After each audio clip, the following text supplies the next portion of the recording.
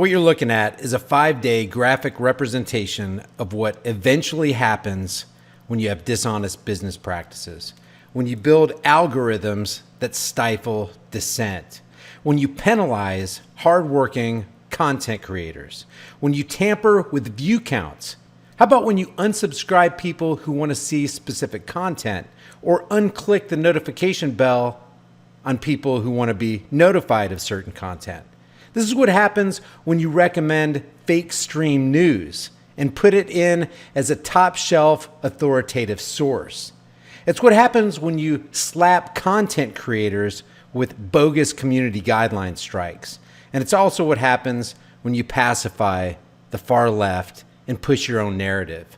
This is Alphabet Incorporated's stock price. It's their stock price for the last 5 days. And as we've seen in this article, they shed more than $70 billion in market capitalization just like that. And if you're wondering what their market capitalization is, it's $812.9 billion as of the recording of this video. And this is it's not small potatoes. Imagine losing almost 10% of your entire net worth in one afternoon. This is what their 1 month chart looks like, and they've lost all the gains that they earned in this last month. This is the half a year chart, and here's the 1 year chart. So they've taken a lot of steps backward. Let's get into this article right here. Alphabet had more than $70 billion in market cap wiped out, and it says YouTube is one of the problems. How about the people that run YouTube is one of the problems? Alphabet reported a sharp decline in ad revenue growth on Monday, sending the stock down more than 8% on Tuesday. Alphabet CEO said changes to the YouTube algorithm caused lower engagement and ad revenue growth on the site. Well, of course it did. Of course it did. I mean, what do you expect? Google has a YouTube problem, according to CFO Ruth Porat. It actually has a YouTube administration problem. On Monday, after reporting that ad revenue grew 15% versus the 24% it saw a year ago, Google's parent company Alphabet saw its stock punished. It fell more than 8% Tuesday afternoon. According to Porat, YouTube was one of the culprits. While YouTube clicks continued to grow at a substantial pace in the first quarter, the rate of YouTube click growth rate decelerated versus a strong Q1 last quarter, reflecting changes that we made in early 2018, which we believe are overall additive to the user and advertiser experience. Overall additive to the, let's just focus on the user. Additive to the user experience by stifling dissent, by limiting content that the user can actually see. How about the user that subscribed to a particular channel and then they get unsubscribed multiple times throughout the year, or they get unnotified after they click the bell notification button? How about when a user likes a video or comments and their like and their comment disappears? Porat didn't expand on precisely what changes at YouTube led to the poor ad revenue growth, and Google isn't saying anything beyond their statements from Monday. Of course, they're not saying anything. They're complicit in this whole downfall of YouTube.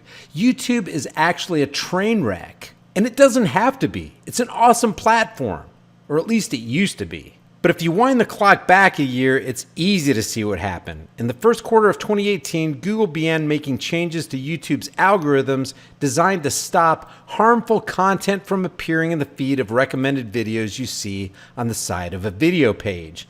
The goal was to make it harder to find videos full of conspiracy theories, fake news, and all that other detritus that occasionally sent advertisers fleeing from the platform. You know what sent advertisers fleeing from the platform?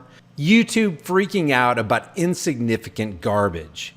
It was their knee-jerk reaction that sent advertisers fleeing. You didn't see advertisers fleeing from Seth MacFarlane, who found no problem finding advertisers to sponsor any of his content. His advertiser-unfriendly content, according to YouTube. Content that was filled with satire, sexism, discrimination, made fun of gays, Hispanics, Jews, white people. It made fun of Jesus. And yet advertisers continued to flock to the Family Guy. Why? Because advertisers know the value of a dollar. They know who's watching this stuff. They know that people watching this stuff are more likely to buy their products than other people. Advertisers just flat out gravitate toward the edgy because edgy, out-of-the-box content gets views. Mainstream media content does not. And we can see that from their plummeting view counts. So why on earth would YouTube want to be like fake stream media?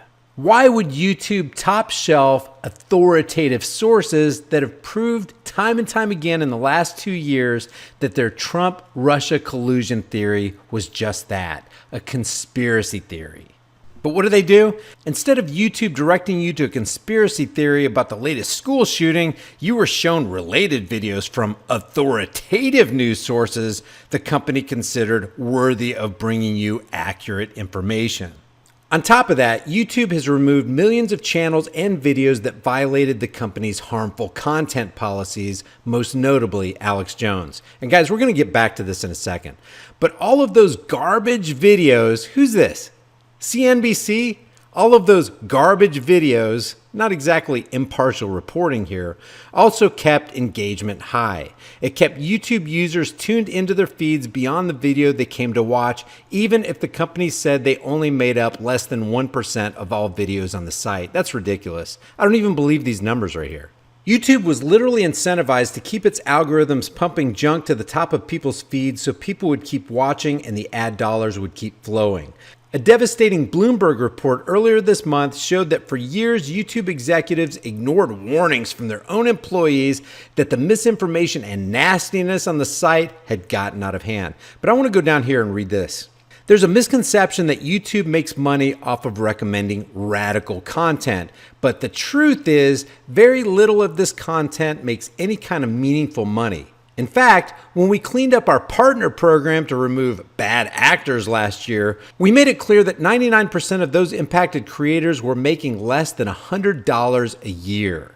Okay, so let's run some numbers real quick. Let's say they did get rid of millions of channels and videos. Let's call it 2 million. No, let's call it 3 million. Okay, so they got rid of 3 million channel creators times $100 a year equals, okay, so let's say they lost $300 million. $300 million is beans compared to $70 billion. So what they did was they saved themselves $300 million to spend $70 billion, or to give away $70 billion. And in this case right here, vaporizing more than $70 billion from its market cap. So YouTube is admitting right here that it's tripping over dollars to pick up dimes. That's not a very good business model. I'll leave the link to this article in the description, but I just want to end with this.